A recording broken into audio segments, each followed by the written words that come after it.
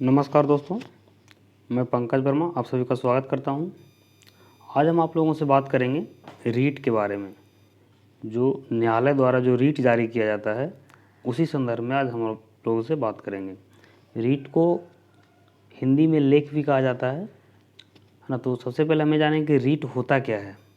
तो रीट जो है कोर्ट का एक लिखित आदेश होता है जिसके माध्यम से न्यायालय संबंधित व्यक्ति को या अधिकारी को क्या करना है एवं क्या नहीं करना है से संबंधित आदेश देती है। तो यहाँ पर रीट के बारे में जानेंगे। रीट क्या होता है? एक कोर्ट का लिखित आदेश होता है।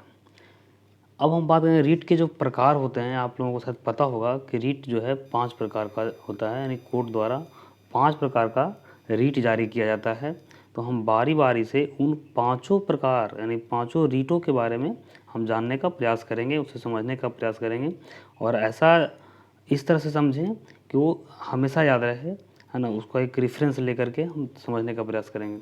तो चलिए, पहला है बंदी प्रत्यक्षीकरण। देखिए, बंदी प्रत्यक्षीकरण यानी हैविस कॉर्पस, ये जो रीट होता है ये राज्य या किसी व्यक्ति, देखिए यहाँ पे राज्य कहने का मतलब सिर्फ आप एक स्टेट जैसे बिहार, यूपी, महाराष्ट्र, ये अर्थ सिर्फ नहीं हुआ यहाँ पे राज्य का मतलब जो हुआ वो कहने का मतलब है कि इसमें भारत सरकार है, भारत सरकार की यानी संसद है ना, राज्य सरकारें हैं, उसके विधानमंडल हैं, सभी स्थानीय प्राधिकारी निकाय हैं, अन्य प्राधिकारी निकाय हैं। हम राज्य पर एक अलग से वीडियो में बात करेंगे, लेकिन यहाँ पे सिर्फ ये समझिएगा, यहाँ पे राज्य का मतलब सिर्फ और सिर्फ बिहार, यूपी और महाराष्ट्र, पश्चिम बंगाल जैसे स्टेट की हम बात नहीं कर रहे हैं। यहाँ पे राज्य का मतलब वो प्राधिकारी जो एक कानून बनाता हो, जो लोगों के लिए नियम जारी करता हो, ये समझिए। तो यहाँ पे ये चीज़ को क्लियर रखिएगा। तो ये रीट जो है राज्य या किसी व्यक्ति या दोनों को जारी किया जा सकता है। अब देखिए, इसको रेफरेंस से समझेंगे। इसे गिरफ्तार किया गया व्यक्ति को 24 घंटे के अंदर मजिस्ट्रेट के सामने पेश करना आवश्यक है। यानी इस रीट के माध्यम से अगर कोई व्यक्ति को गिरफ्तार किया जाता है तो उसे 24 घंटा के अंदर जो है उसे मजिस्ट्रेट के सामने पेश करना आवश्यक है। इसका एक दूसरा उदाहरण के तौर पर हम देखें, अगर मान लिया जाए कि आपके घर में कोई नटखट बच्चा है तो उसको भी आप मान लो बहुत ज़्यादा बदमाशी कर रहा हो तो उसको भी आप 24 घंटा से अंदर किसी रूम में बंद नहीं कर सकते हैं। अगर मान लिया आप अपने बेटे को ही, अपने भाई को ही, या जो कोई भी हो आपके घर में छोटे बच्चे, वो नटखट कर रहा था या बदमाशी कर रहा था, इस कारण उसको आप किसी रूम में बंद कर देते हैं और बंद करने के उसको एक दिन के लिए यानी 24 घंटा से ज़्यादा के लिए बंद कर देते हैं। और अगर आपका पड़ोसी, है ना, ये बात जानता है तो कहने का मतलब अगर वो कंप्लेन करता है तो आपके खिलाफ भी रीट जारी किया जा सकता है। मतलब कहने का मतलब ये हुआ कि किसी भी व्यक्ति को आप 24 घंटा से ज़्यादा उसको कैद नहीं रख सकते हैं। वो 24 घंटे के अंदर उसको मजिस्ट्रेट के सामने हाजिर करना ज़रूरी होता है। तो ये हुआ बंदी प्रत्यक्षीकरण। इसके बाद हम बात करते हैं परमादेश, मैंडेमस की। इसमें क्या होता है, यह रीट जो है सरकारी संस्था या सरकारी अधिकारियों को ही जारी किया जा सकता है। और ये किस लिए जारी किया जाता है? जो वो अपने सरकारी कर्तव्यों का निर्वहन जो है, जिस पद के लिए उन्हें नियुक्त किया गया है, जो काम के लिए जिस पद पे उन्हें नियुक्त किया गया है, उसका अगर वो बढ़िया से निर्वहन नहीं कर पाता है तो उस स्थिति में ये जो रीट परमादेश है वो जारी किया जाता है। यानी कि इसे कोई काम को अविलंब करवाना हो, है ना, जो सरकारी कार्य हो, है ना, उसे अगर अविलंब करवाना हो, जो काफ़ी दिन से लटका हुआ है, नहीं हो पा रहा है। जैसे आपके गांव में मान लिया जाए कि एक पंचायत भवन ही बन रहा था, है ना, उस स्थिति में मान लीजिए कि आधे पैसे जो है अधिकारी लोग खा गए, बन नहीं पा रहा है, तो उस स्थिति में अगर आप कोर्ट जाते हैं तो कोर्ट जो है सरकारी अधिकारियों के खिलाफ परमादेश जारी कर सकती है। यहाँ पे एक समझने वाली बात यह है कि यह रीट जो है यानी परमादेश राष्ट्रपति, राज्यपाल या निजी संस्थाओं या व्यक्तियों के विरुद्ध जारी नहीं किया जा सकता है ना, ये चीज़ ध्यान रखिएगा। इसके बाद तीसरा जो है प्रोहिबिशन यानी प्रतिषेध। ये रीट जो है ऊपरी न्यायपालिका द्वारा निचली न्यायपालिका या किसी अर्धन्यायिक संस्था को जारी किया जाता है। ऊपरी न्यायपालिका की हम बात करेंगे तो जैसे अगर सुप्रीम कोर्ट है तो हाई कोर्ट को जारी करेगी, या हाई कोर्ट है तो जिला मजिस्ट्रेट को जारी कर सकती है। तो यानी ऊपरी न्यायपालिका जो है निचली न्यायपालिका या किसी अर्धन्यायिक संस्था को जारी किया जा सकता है इसके द्वारा। ये क्यों होता है, क्यों जारी किया जाता है? तो अधिकार क्षेत्र के संबंध में, यानी कहने का मतलब है कि इस रीट के द्वारा ऊपरी न्यायपालिका जो है निचली न्यायपालिका को बताती है कि ये क्षेत्र जो है आपके ये जो अधिकार क्षेत्र में नहीं आता है ये मामला, आप एक केस को जो है मेरे यहाँ ट्रांसफ़र कर दें, है ना। इसमें एक चीज़ और ध्यान रखना है आपको कि ये जो रीट है यानी कहने का नैसर्गिक न्याय के सिद्धांतों के विरुद्ध कार्य करने पे जारी किया जाता है। मान लीजिए किसी जज पे किसी प्रकार का ब्लेम लगा, किसी प्रकार का उस पर आरोप लगा और वो अपना अगर मान लिया जाए कि जो कहने का मतलब है कि न्याय खुद कर रहा है कि, तो उसी को कहते हैं कहने को नैसर्गिक न्याय। इसको हम समझ लेते हैं थोड़ा बढ़िया से कि होता क्या है ना। तो यहाँ पे कहने का मतलब यह है कि अपना जो अधिकार क्षेत्र है अगर उससे आप ज़्यादा बढ़ रहे हैं या नैसर्गिक न्याय के सिद्धांतों के विरुद्ध कार्य कर रहे हैं तो उस स्थिति में ऊपरी न्यायपालिका निचली न्यायपालिका को रीट जारी कर सकती है। यहाँ पे एक ये समझने की बात है कि यह जो रीट है निषेधात्मक है जिसके माध्यम से उच्च न्यायपालिका निम्न न्यायपालिका को आगे की कार्रवाई जारी रखने से प्रतिबंधित करता है। इसका मतलब ये हुआ कि ऊपरी न्यायपालिका जो है केस का जो कहने का मतलब जो एक रिजल्ट होता है नहीं उसका फैसला होता है, वो फैसला आने से पहले ही वो केस को अपने यहाँ वापस, मान लीजिए सुप्रीम कोर्ट है और ये जो है हाई कोर्ट है, ये किसी मामलों को हाई कोर्ट देख रही थी, अब यहाँ पे सुप्रीम कोर्ट बोला है कि ये जो है मेरे अधिकार क्षेत्र का है, हाई कोर्ट इस पर कैसे डिस्कस करेगी, कैसे इसका निर्णय देगी।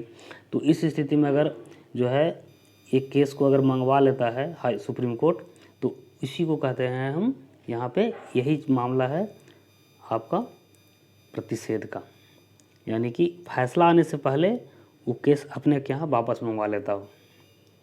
अब यहाँ पे थोड़ा सा हमें समझ लेंगे कि नैसर्गिक न्याय का सिद्धांत क्या होता है, काफ़ी इंपॉर्टेंट चीज़ है ये, है ना। जैसे अभी हम यहाँ पे बात किए ना कि नैसर्गिक न्याय के सिद्धांतों के विरुद्ध कार्य करने पर भी ये जो प्रतिषेध है ये रीट जारी किया जा सकता है। तो आपको ये समझना यहाँ पे ज़रूरी है कि नैसर्गिक न्याय के सिद्धांत क्या होते हैं, इसको थोड़ा समझ लेते हैं। तो नैसर्गिक न्याय यानी प्रिंसिपल ऑफ नेचुरल जस्टिस काफ़ी ईजी है, आप समझ लीजिएगा एक बार में। जैसे कोई व्यक्ति अपने मामलों का न्यायाधीश खुद नहीं हो सकता, यानी कि अभी जैसे हम बताएं कि यदि किसी न्यायाधीश पे ही किसी प्रकार का आरोप लगा है तो अपना फैसला खुद नहीं करेगा, ये हो गया पहला। दूसरा है किसी बिना सुनवाई के द्वारा किसी व्यक्ति को दंडित नहीं किया जा सकता है। जैसे कहने का मतलब ये है कि मान लिया जाए कि किसी के यहाँ चोरी हुआ और इसे पता है कि चोरी जो है ये आदमी किया है, चोरी ये आदमी किया है, लेकिन फिर भी जब तक कोर्ट में इसकी गवाही नहीं होती है या प्रूफ नहीं कर दिया जाता है कि यही चोर है कि नहीं, तब तक इसे सज़ा नहीं हो सकता है। यानी कि सुनवाई होना चाहिए, सुनवाई होगा, उस पर गवाही होगा, बहस होगा, उसके बाद यह क्लियर हो जाएगा कि हाँ यही चोरी किया है, तभी उसे दंडित किया जा सकता है। यानी बिना सुनवाई के किसी व्यक्ति को दंडित नहीं किया जा सकता है। तीसरा है इसमें न्याय प्रदान करते समय न्यायाधीश को निष्पक्ष रूप से कार्य करना चाहिए, यानी वहाँ पे किसी प्रकार का जो है पक्षपात या पूर्वाग्रह से ग्रसित उसे नहीं होना चाहिए न्यायाधीश को। यही है नैसर्गिक न्याय का सिद्धांत यानी प्रिंसिपल ऑफ नेचुरल जस्टिस। तो ये चीज़ें होगी। अब इसके बाद जो हम चौथा जो पढ़ेंगे उत्प्रेषण। उत्प्रेषण क्या है इसे समझिए। ये रीट जो है प्रतिषेध रीट के बिल्कुल समान है। देखिए ध्यान दीजिएगा, जो प्रतिषेध में क्या पढ़े थे अभी हम कि ऊपरी न्यायपालिका जो है निचली न्यायपालिका को ये रीट जारी करती है। अब यहाँ पे अंतर क्या है प्रतिषेध और उत्प्रेषण में, समझिए। प्रतिषेध का प्रयोग जो है केस का फैसला आने से पहले किया जाता है, ध्यान दीजिएगा। यानी कि यदि वो अपने अधिकार क्षेत्र निचली न्यायपालिका जो है यदि अपने अधिकार क्षेत्र से बढ़ करके काम कर रही होती है, उस स्थिति में जो ऊपरी न्यायपालिका है वो केस को क्या करती है, वापस अपने पास मंगवा लेती है कि ये तुम्हारे अधिकार क्षेत्र की बात नहीं है।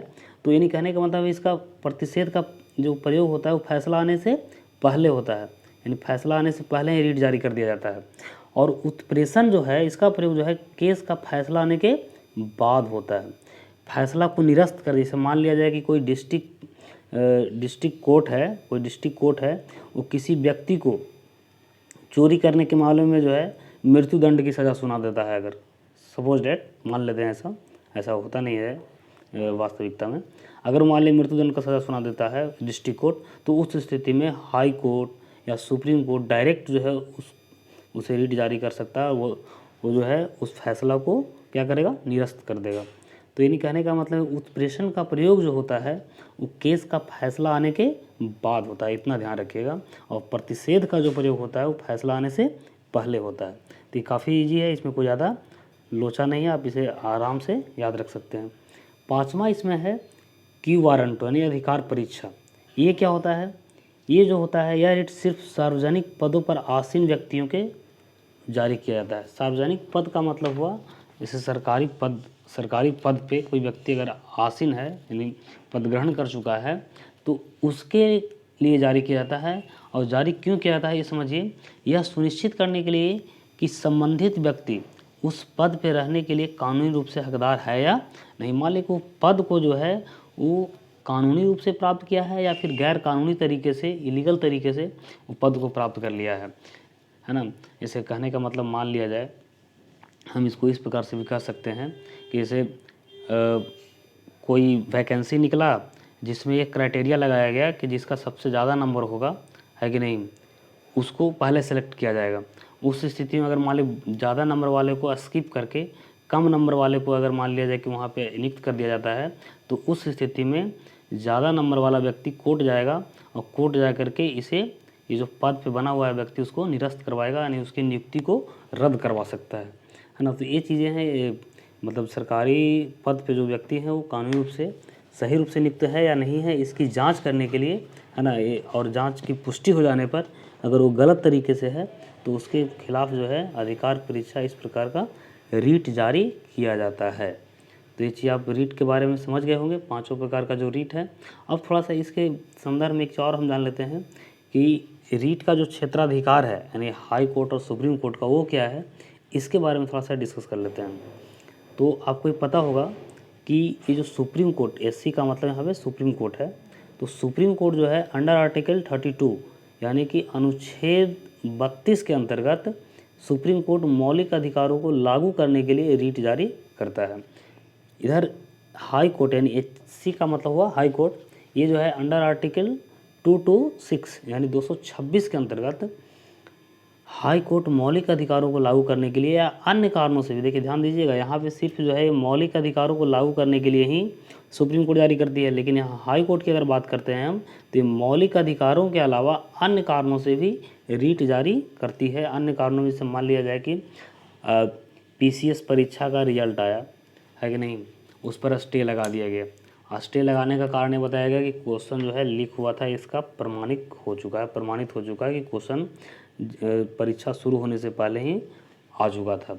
या फिर ऐसा हो सकता है कि जो आंसर की से जांचा गया है जो क्वेश्चन वो गलत है, यानी कहने का मतलब है कि सही उत्तर को भी गलत कर दिया गया है जांचने के क्रम में तकनीकी कारणों से, है ना। तो इसलिए उस स्थिति में भी ये जो न्यायालय है उस पर स्टे लगा देती है। तो कहने का मतलब कि इसका जो अधिकार क्षेत्र है वो थोड़ा ज़्यादा है, सुप्रीम कोर्ट के तुलना में व्यापक है। हाई कोर्ट का जो अधिकार क्षेत्र है, ध्यान दीजिएगा इस चीज़ को। आपको लगेगा कि सुप्रीम कोर्ट तो बड़ा है, लेकिन सुप्रीम कोर्ट बड़ा भले है लेकिन ये मौलिक अधिकारों पर ही सिर्फ रीट जारी कर सकता है, और ये मौलिक अधिकारों के अलावा अन्य कारणों से भी ये रीट जारी कर सकता है।